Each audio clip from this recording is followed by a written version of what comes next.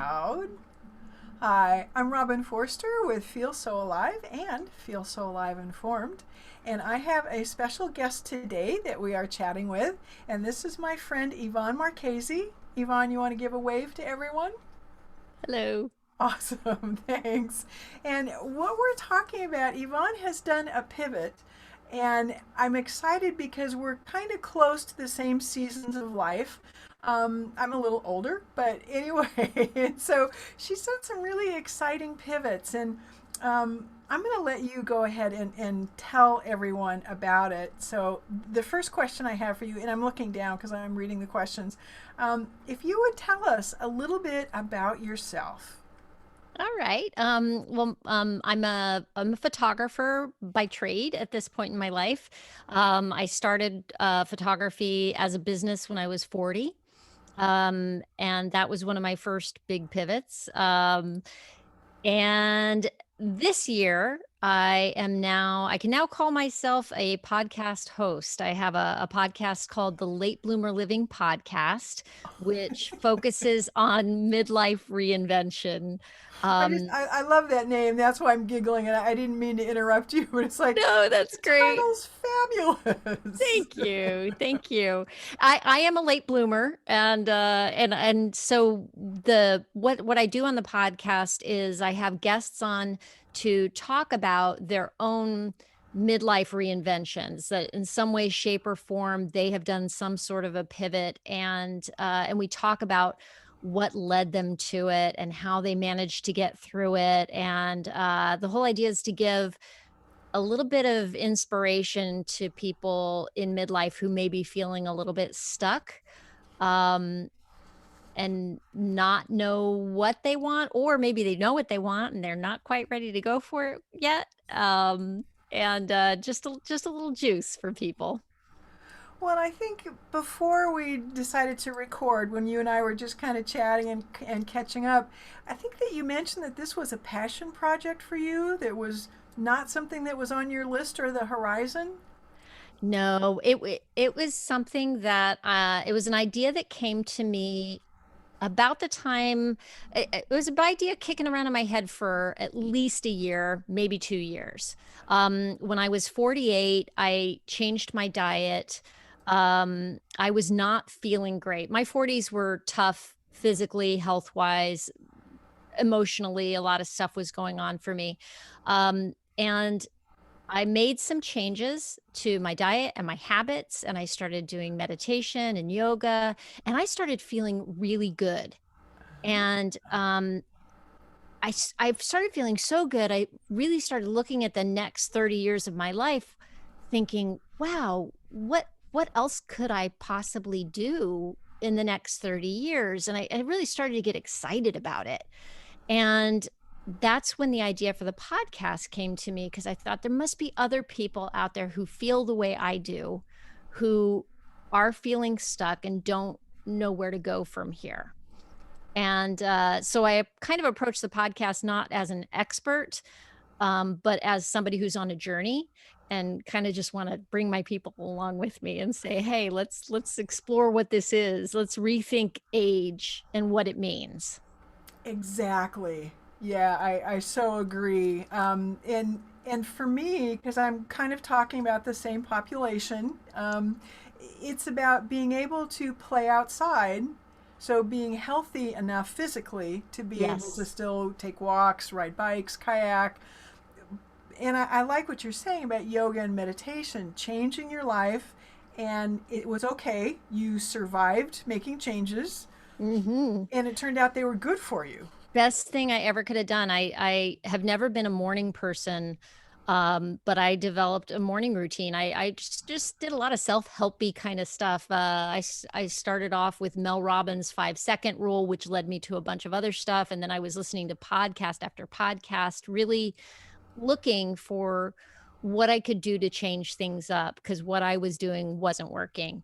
And so I started getting up every morning, and it's the first.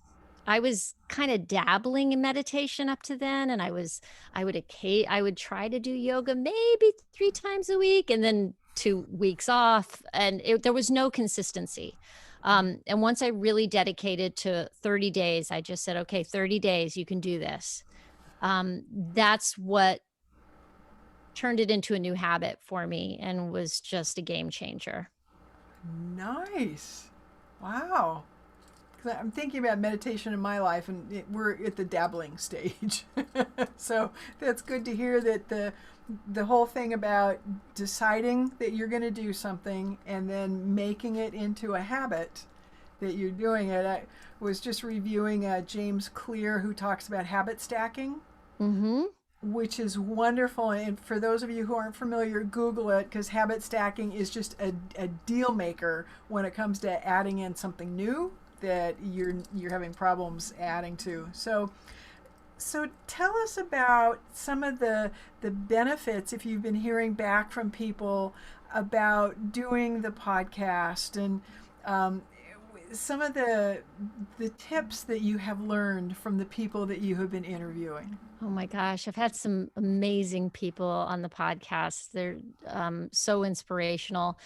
And I'll occasionally get a little email from somebody, and it just makes my day to have them say, I loved this episode, and this is just what I needed right now. And, uh, on the flip side of this is interesting. I got on the phone with a friend who said, I'm not listening to your podcast. I have to confess. And I said, well, that's okay. You don't have to listen to my podcast, honey.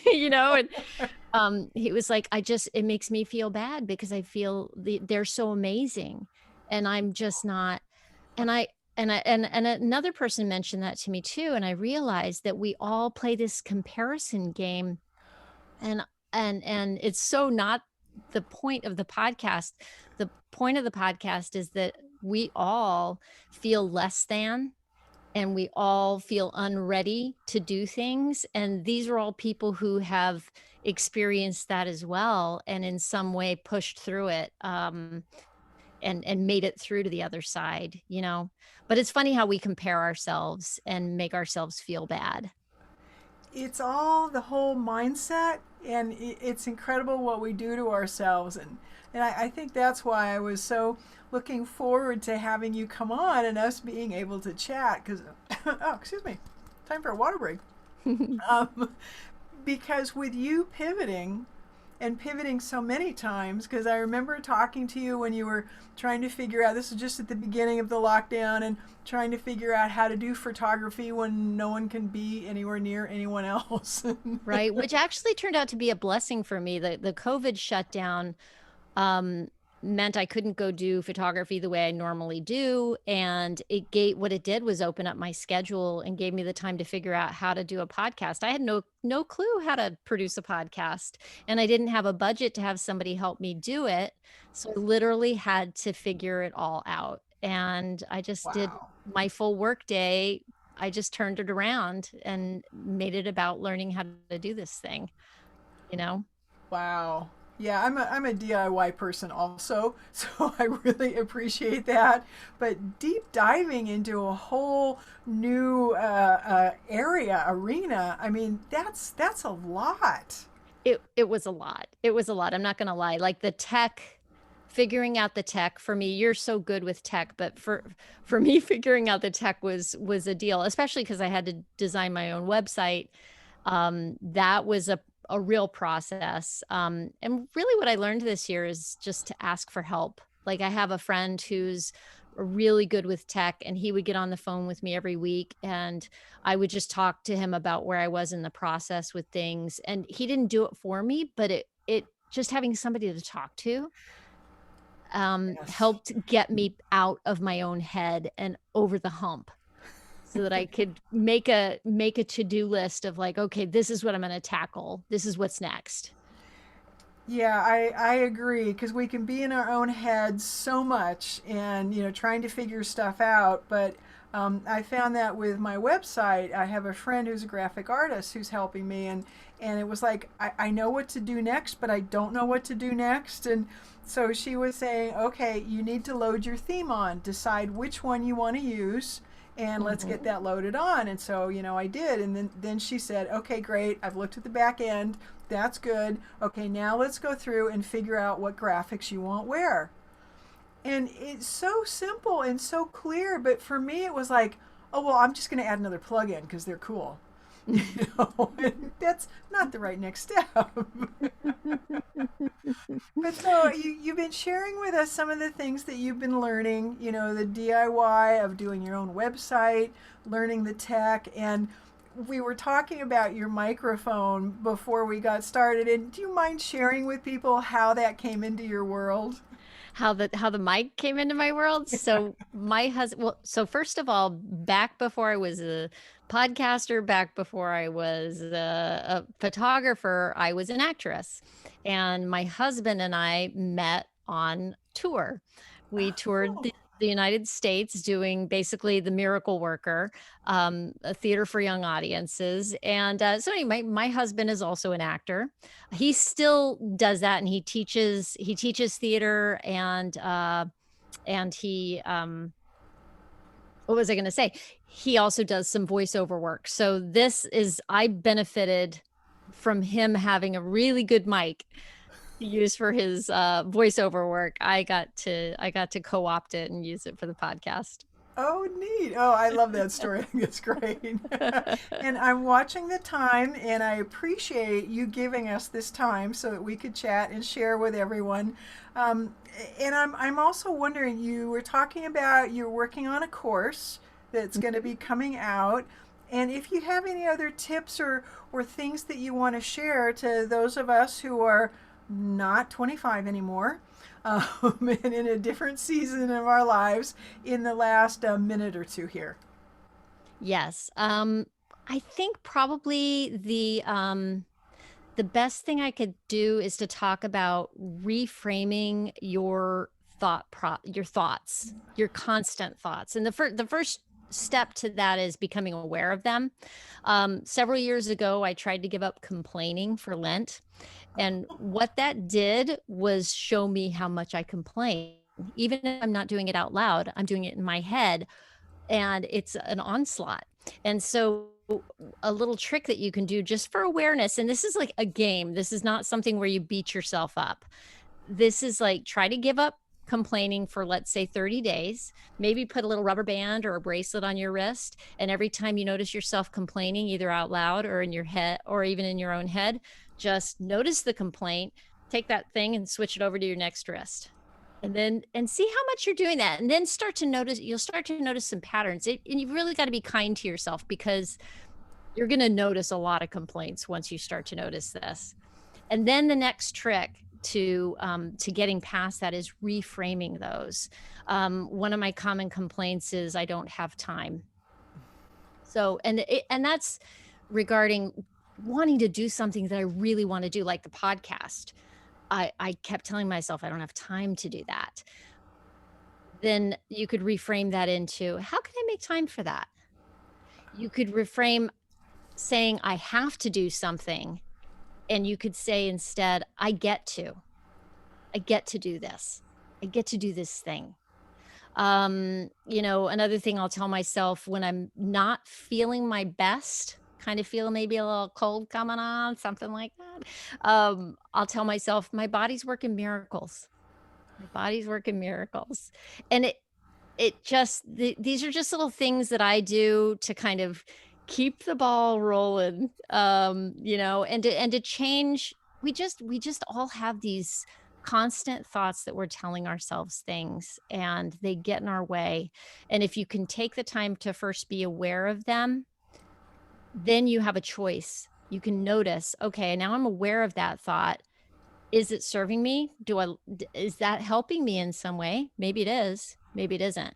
And if it isn't, then maybe you have a choice of reframing it. The trick with reframing is you've really got to believe your reframe. You've got to pick something to tell yourself that you can actually buy into.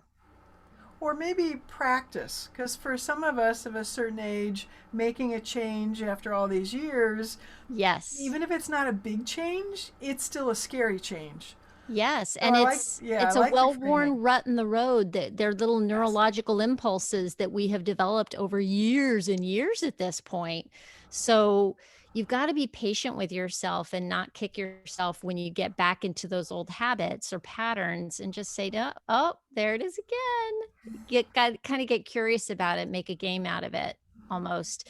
But yeah, it is practice. That's why they call it a practice, right? Yeah, yeah, I'm learning more and more about practice and also testing, trying something out new, see how Yeah. it does, you know? So you can they used to say practice makes perfect, but really practice makes permanent. Oh, yeah, I like that. Yeah. Yeah, that's good.